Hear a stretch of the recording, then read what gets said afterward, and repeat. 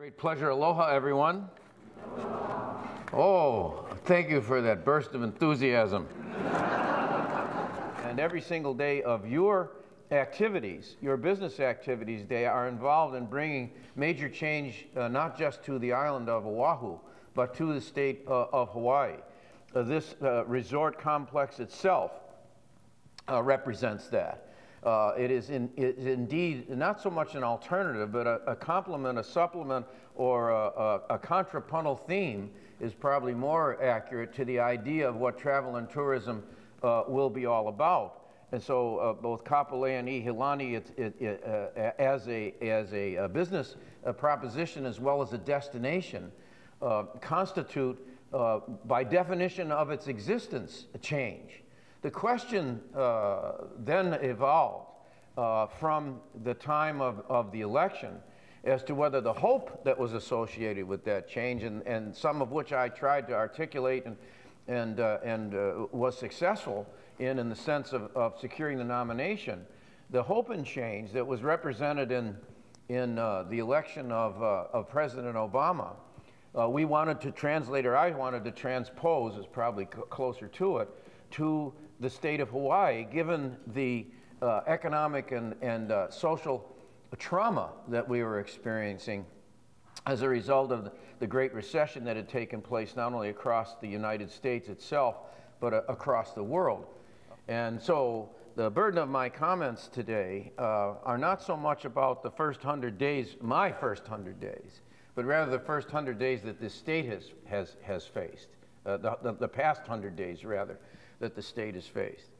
And some of what I had been thinking about prior to the tsunami coming will seem a bit obvious to you and almost mundane, that obviously business, successful Hawaii is going to be dependent upon, and our recovery is dependent upon successful business.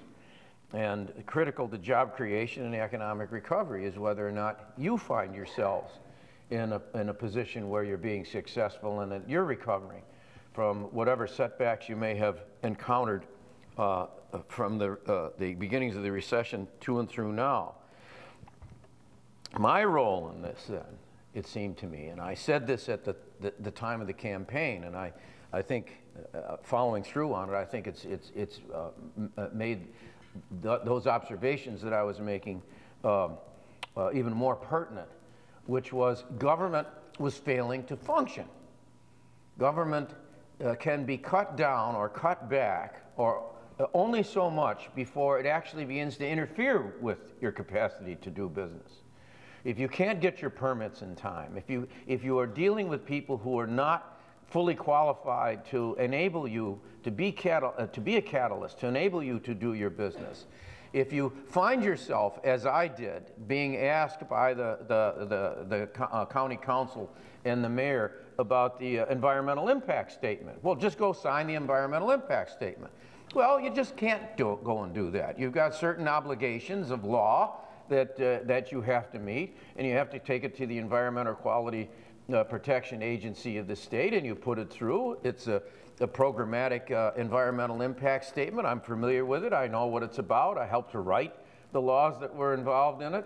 The environmental impact statements are not there to advance or stop projects. They're there to determine whether or not there are impacts that will adversely affect the environment. And if there are, can they be mitigated? That's what you do. But you have to take a look at it. I went to the Environmental Protection Agency, and the reason it took us a week to do it rather than be able to do it the next day was there were 2 people there of the 14 that were supposed to be there. We were down to 2 people. So if people want to say we're cutting back government, okay, well, we're down to 2 people. I suppose we could have gotten rid of them too. My point is that my job was, and the job of the public employee, and I indicated in the campaign, and I say again to you today, the public employees are among the least utilized resource in the state. We went to the DCCA, the Department of Commerce and Consumer Affairs, where bank regulations are concerned. We're dealing with foreclosures and so on. We're dealing with questions of whether or not we can make loans. There is no bank regulator. We didn't have anybody. That had been cut out of the picture. The tax analysis right now, the fiscal analysis is expected of the review committee for a budget in order to, by law, to help me and the legislature make decisions about whether or not we can balance our budget and how to go about doing that. Well, we're down to one person now, one. To analyze all of it. So when the review committee comes, and unless you want to go First Hawaiian Bank or Bank of Hawaii or some of the economists at the UH and so on, when they come to us for the data, there isn't any because we can't collect it.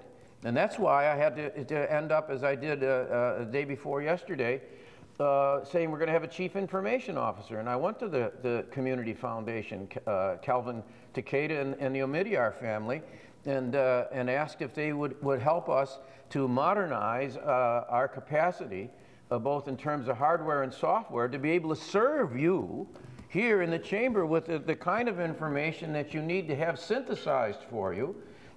Just in the Department of Health, just this past week, we, as a result of utilizing the public employees we do have and the suggestions they have about the work that they could do without having to outsource it, without contracting out for it, we're going to save $16 million, $7 million this year and $9 million the following year, just by working in-house and utilizing the people we have.